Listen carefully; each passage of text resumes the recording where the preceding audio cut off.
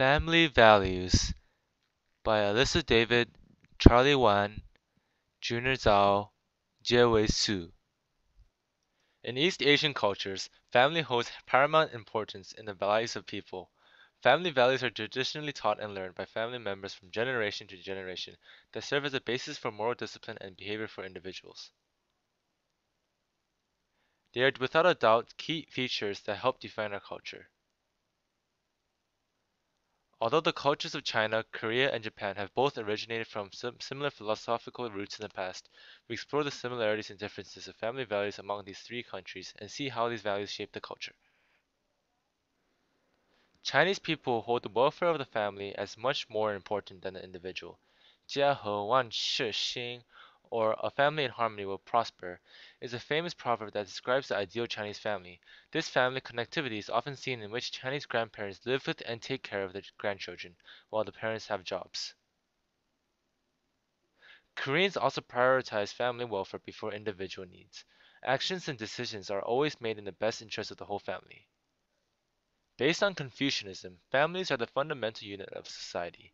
Therefore, in a bigger picture, families are responsible for the welfare of the Korean society as a whole. However, it is very uncommon for grandparents to live with their grandsons, as it is in China. Japanese people also hold family welfare over individual need. In Japan, relative status may be seen as the basis of social organization, and affiliation with others may be considered desirable. Creating harmonious relations with others through reciprocity and fulfillment of social obligation is highly valued. However, these values are not centered around Confucian philosophy and mostly originated from Japan. All three countries have similar family structures because they are all patriarchal in nature. Korean, Japanese, and Chinese families define men as heads of their families. This title gives men the authority over their household, as well as the responsibility to provide for their families. Another important factor in family hierarchy in these Asian countries is age. Elders are given the utmost respect, which is reflected in their language through honorifics and different speech levels. However, Chinese language has less emphasis on honorifics than Korean language. Among these three countries, there are also differences among the roles of family members. In Korean culture, the father's role is passed on to the eldest son. Therefore, the eldest son becomes the successor of family responsibility and family traditions. The Chinese family hierarchy, also known as Beifen, holds almost exact same values as the Korean family. The male is given the utmost authority, but income also plays a factor into the dominance of the family. If the father brings in the bread in the family, he has the ability to make certain decisions over the grandparents. In both Korea and Japan, mothers have the duty to raise their children. In Korean culture, mothers are in charge of rearing and educating the child instead of the fathers. In Japanese culture, mothers and their children are especially close. Japanese mothers seldom confront their preschool children. Rather, they attempt to appease the child and foster an intimate dependent relationship. The purpose of this approach is to get the child to comply willingly with the mother's wishes and to shape behavior gradually over the long term. In Chinese and Korean culture, educating children is very important. One famous example of Chinese child rearing is seen in the famous book published by Tiger Mom Amy Chua, who wrote about disciplining her daughters very hard, which led to their success in education. While it is common in China, this behavior is questionable in America.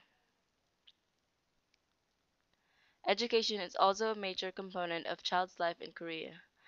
Parents believe in the notion that a higher education will lead to a better job in life.